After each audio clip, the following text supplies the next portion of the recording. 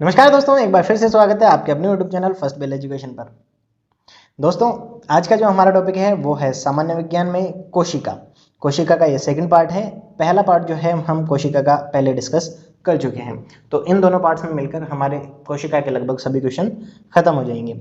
आज के जो प्रश्न है उनके पीडीएफ का लिंक मैंने नीचे डिस्क्रिप्शन में डाल दिया है, आप डाउनलोड कर सकते हैं। तो शुरू करते हैं बिना किसी देरी के। पहला प्रश्न, कोशिकाओं के अध्ययन को क्या कहा जाता है? कोशिकाओं के अध्ययन को क्या कहा जाता है? Option A cytology, B physiology, C nucleology या डी सेलोलॉजी। तो इसका जो सही जवाब है वो है साइटोलॉजी। कोशिकाओं के अध्ययन को कहा जाता है साइटोलॉजी। कोशिका सिद्धांत किसने दिया?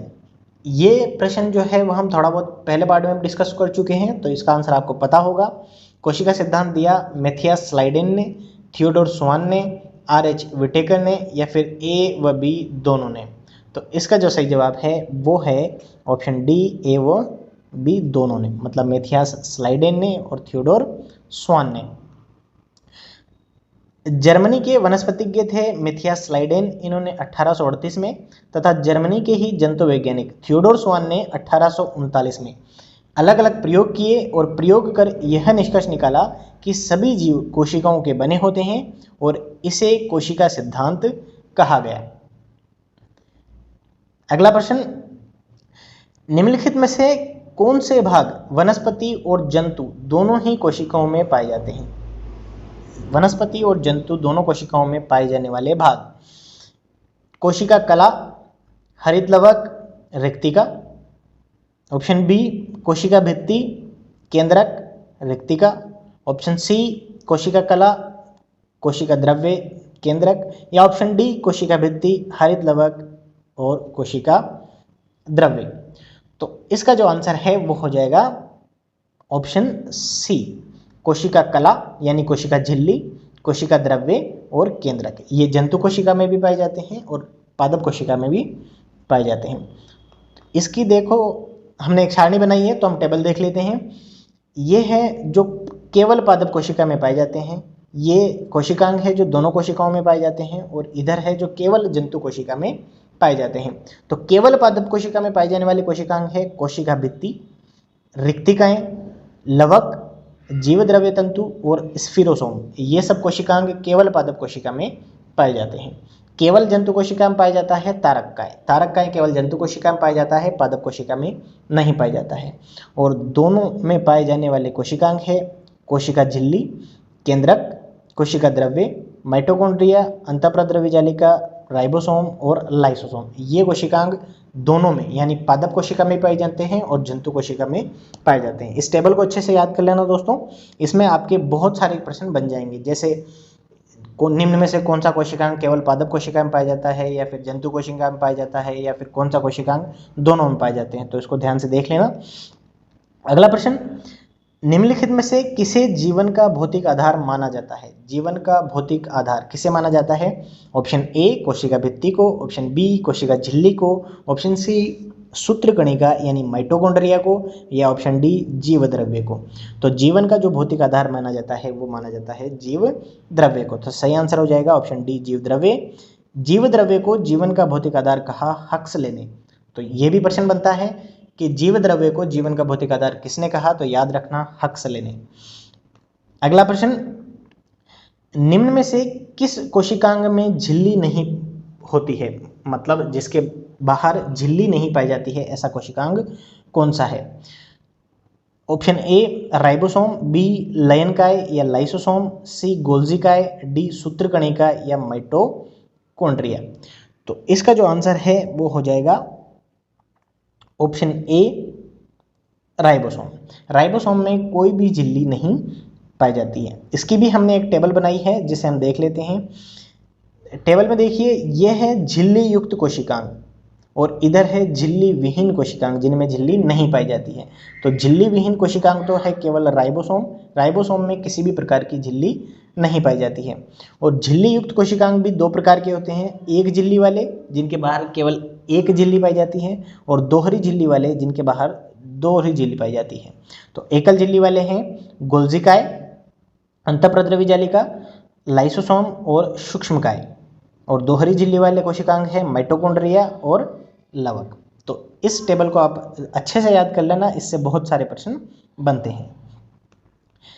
अगला प्रश्न, नाभिक के अलावा कोशिका के किस कोशिकांग यानी ऑर्गेनल में डीएनए होता है? नाभिक के अलावा यानी केंद्रक के अलावा कोशिका के किस कोशिकांग में डीएनए पाया जाता है?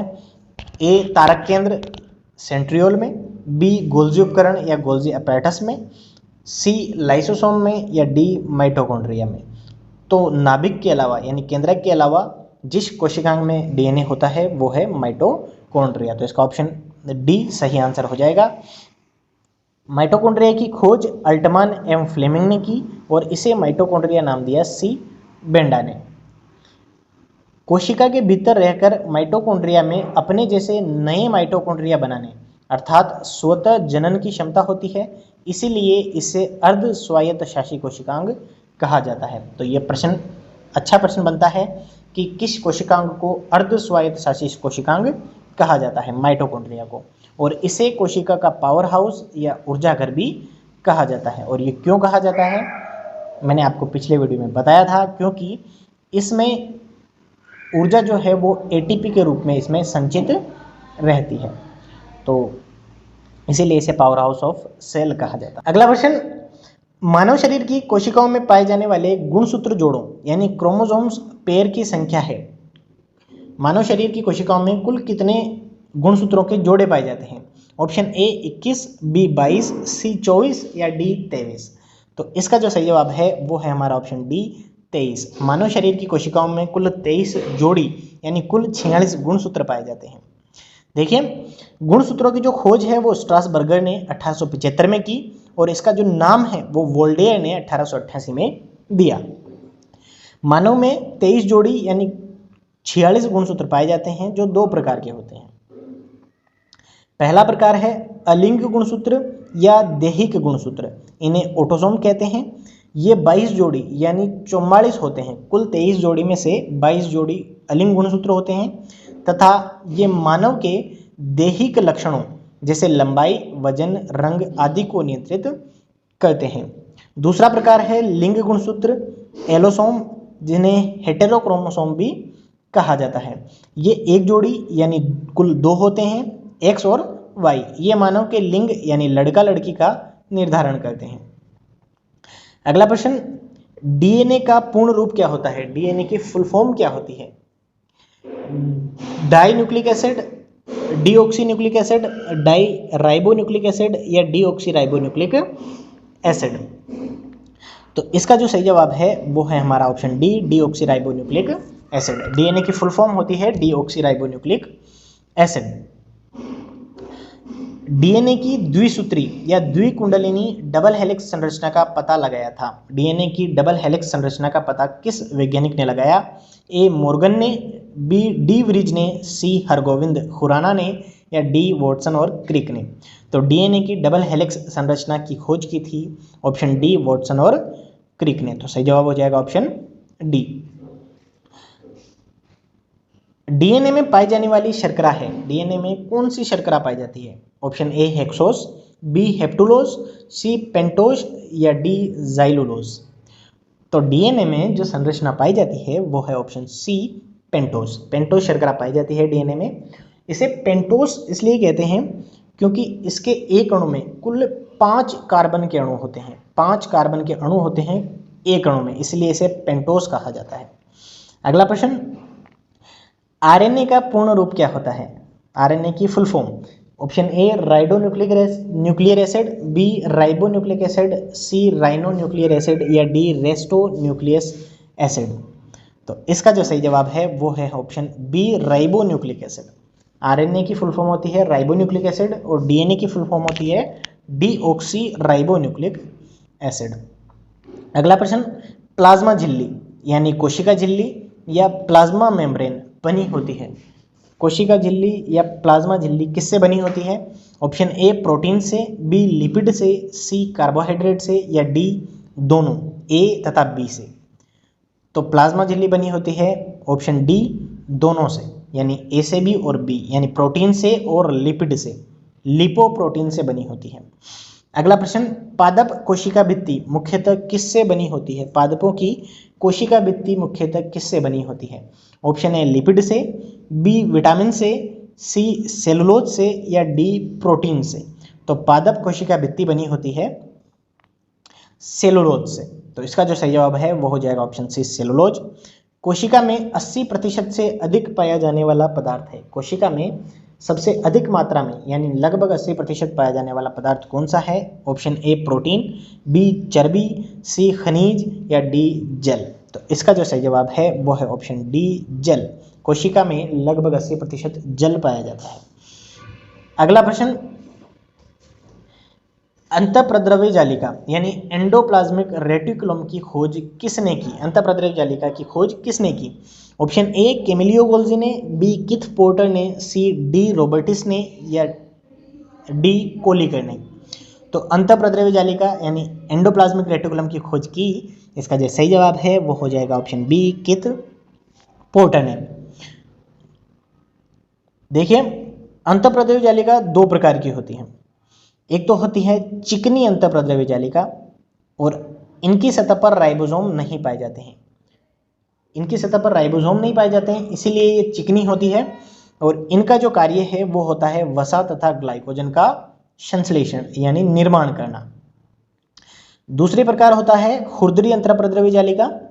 इनकी सतह पर राइबोसोम पाए जाते हैं, जिसके कारण ये खुरदरी होती है, और इनका कार्य होता है प्रोटीन का संश्लेषण यानी प्रोटीन का निर्माण करना।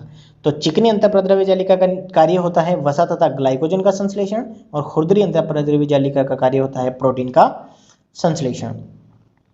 अगला प्रश्न, माइटोकॉन्ड्रिया पाया जाता है। माइटोकॉन्ड्रिया किसमें पाया जाता है? ऑप्शन ए सभी प्रोकैरियोटिक कोशिकाओं में, ऑप्शन बी सभी यूकैरियोटिक कोशिकाओं में, ऑप्शन सी सभी बैक्टीरिया में, या ऑप्शन डी प्रोकैरियोटिक कोशिकाओं के नाभिक में। तो इसका जो सही जवाब है वो है हमारा ऑप्शन बी सभी यूकैरियोटिक कोशिकाओं में। माइटोकॉन्ड्रिया बैक्टीरिया में भी नहीं पाया जाता है और प्रोकैरियोटिक कोशिकाओं में भी नहीं पाया जाता है। अगला प्रश्न, जीन बने होते हैं। जीन किससे बने होते हैं? ए हिस्टोन से, बी लाइपोप्रोटीन से, सी हाइड्रोकार्बन से, या डी पॉलीन्यूक्लियोटाइड से। तो जीन जो है हमारे वो बने होते हैं ऑप्शन डी पॉलीन्यूक्लियोटाइड से। जीन जो है वो हमारे आनुवंशिक लक्षणों को नियंत्रित करते हैं। अगला प्रश्न, जन्म के बाद मानव के किस ऊतक में कोई कोशिका विभाजन नहीं होता है? ऐसा मानव का कौन सा ऊतक है जिसमें जन्म के बाद कभी भी विभाजन नहीं होता है? ऑप्शन ए कंकाल, बी तंत्रिका, सी संयोजी, या डी जनन। तो इसका जो सही जवाब है वो है तंत्रिका। तंत्रिका कोशिका यानी न्यूरॉन में जन्म के बाद कभी भी कोशिका विभाजन नहीं होता है। अगला प्रश्न, किसी जीवित देह के भीतर कोशिका या ऊतक की मृत्यु को क्या कहते हैं? अगर किसी जीवित शरीर के भीतर कोशिका की मृत्यु हो जाए या किसी ऊतक की मृत्यु हो जाए तो इस प्रोसेस को क्या कहते हैं? ए न्यूट्रोफिलिया, बी नेफ्रोसिस, सी नेक्रोसिस, या डी नियोप्लेसिया।